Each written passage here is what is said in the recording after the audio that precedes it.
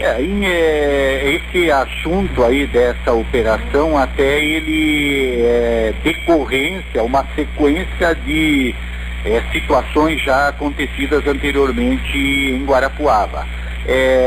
A situação agora da investigação é basicamente a violação legal motivada ou cometida essa situação ilegal mediante utilização de recursos que pertencem a todos para favorecer determinadas pessoas em determinadas situações.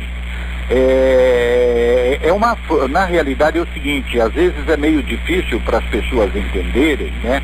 Porque todos nós tendemos a pensar que os vereadores, eles estão ali para nos ajudar, para serem uma espécie de despachantes. Não há nenhum problema em o vereador nos ajudar. O problema é quando isso é feito com o dinheiro público e que isto corresponda a um desvio de finalidade do dinheiro público. Então o problema, olhando de outra forma, é quando existe um favorecimento a determinada pessoa por causa da amizade, em prejuízo de toda a coletividade que deveria ser por igual atendida pelo trabalho, nesse caso, dos vereadores. Então a situação investigada e que ensejou determinação judicial do afastamento dos vereadores está nessa ótica que eu acabo de explicar. As investigações ainda não terminaram, né, doutora? As investigações continuam, apenas essas pessoas que já foram afastadas das suas funções, até mesmo para que não venha até atrapalhar no trabalho de investigação, é isso, doutor? Esse é o principal fundamento. O servidor público, o agente político, como são os vereadores, eles naturalmente têm uma influência natural e têm uma esfera de poder em face de todas as pessoas.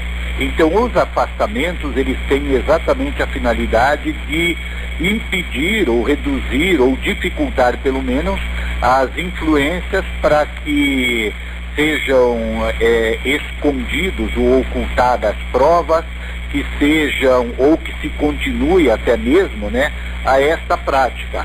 Porque muitas vezes, por mais que o Ministério Público, a Justiça, a própria polícia, ela consiga combater essas situações, parece que muitas vezes há uma resistência em cessar as condutas irregulares. Então os afastamentos, eles estão justificados por estas informações ou essas situações que eu acabo também de mencionar. Penso sempre que há pelo menos há pelo menos dois lados nessa linha de pensamento.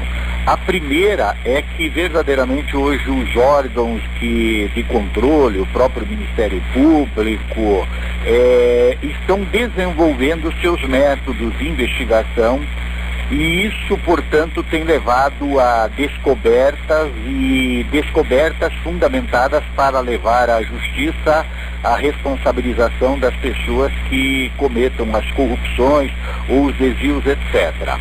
Um outro ângulo também que me parece muito positivo é o fato de a população estar cada vez mais irritada com isso e cada vez mais propensa a demonstrar essa sua contrariedade a essa situação. Quando nós temos benesses econômicas para todos, nós tendemos a esquecer isso.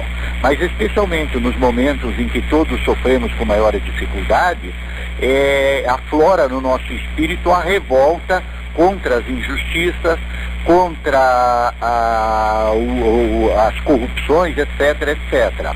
E um terceiro ponto que me parece também evidente em termos de todo o país, é que apesar de nós termos melhorado os meios de controle, parece que tem muitas pessoas que ocupam cargos públicos que elas não percebem, elas não percebem os novos tempos, os novos ventos, a necessidade de mudança de comportamento e permanecem com velhos métodos.